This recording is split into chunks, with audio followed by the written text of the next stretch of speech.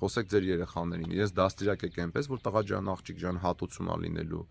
ավել բան մի ասա, մի վիրավորի, մի վերցրու այն, ինչ քեզ չի պատկանում, արդար ապրի,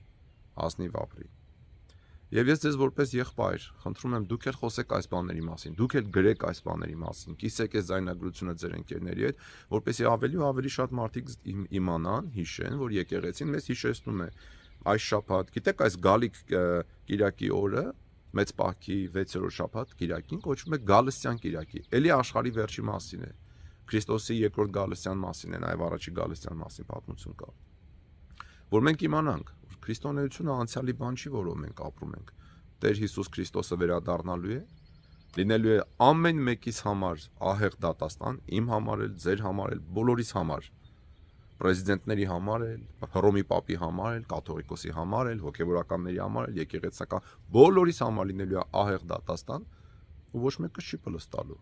Փրկվելու են միայն զղջացող, ապաշխարող եւ Տիրոջը ապավինող մարդիկ։ Իսկ Տիրոջը ապավինել, հույսը Աստծո վրա դնել նշանակում է ճանաչել Աստծուն, ճանաչել նրա կամքը եւ ապրել այդ կամքով եւ հնազանդվել այդ կամքին, ենթարկվել Աստծո կամքին։ Դե բարի օր ժողովուրդ ջան, լավ եղեք, Աստված օգնական ու պահապան, Քրիստոսի կամքը փնտրեք, վերցրեք Աստվածաշունչը կարդացեք, վերցրեք նոր կտակարանը կարդացեք։ Քանի հոգի, որս դասում է զայնագրությունը, ավետարանները չի կարդացել։ Կարդացել եք, մի հատ էլ կարդացեք։ Ամեն օր կարդացեք, որովհետև դա հաց է, Աստուծո խոսքը Քրիստոսն ասեց, հաց է մարդու համար, եւ մարդը ապրում է այդ խոսքով։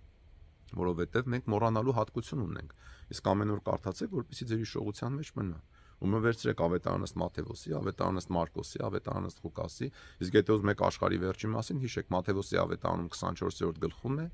Ղուկասի ավետարանում 21-րդ գլխում է, Մարկոսի ավետարանում 13-րդ գլխում է խոսվում աշխարհի վերջի մասին։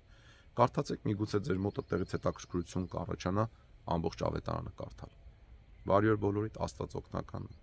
եւ իմաստություն մեր ազգին դարձի գալու ապաշխարել։ Խնդրում եմ, առանց ձանձրանալու միշտ աղոթեք, որ փորձության մեջ չընկնեք, ինչպես ասեց մեր Տեր Հիսուս Քրիստոսը։ Ում Փառք Հոր եւ Սուրբ Հոգու հետ միասին, այժմ եւ միշտ եւ հավիտյանս հավիտենից։ Ամեն։